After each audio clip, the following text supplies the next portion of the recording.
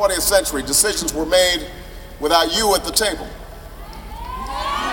Great powers let you down or determined your destiny without your voice being heard. I'm here to say that the United States will never turn its back on the people of this nation. We are bound by shared values.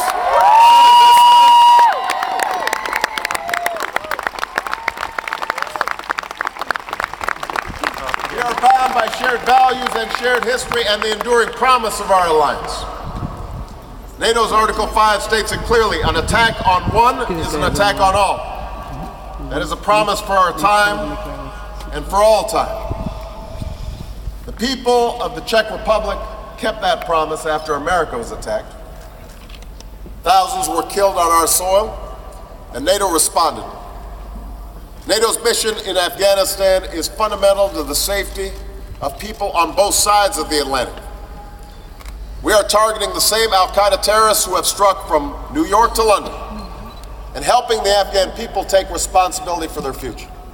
We are demonstrating that free nations can make common cause on behalf of our common security. And I want you to know that we honor the sacrifices of the Czech people in this endeavor, and more in the loss of those you've lost. But no alliance can afford to stand still. We must work together as NATO members so that we have contingency plans in place to deal with new threats, wherever they may come from. We must strengthen our cooperation with one another and with other nations and institutions around the world to confront dangers that recognize no borders. And we must pursue constructive relations with Russia on issues of common concern. Now, one of those issues that I'll focus on today is fundamental to the security of our nations and to the peace of the world. That's the future of nuclear weapons in the 21st century.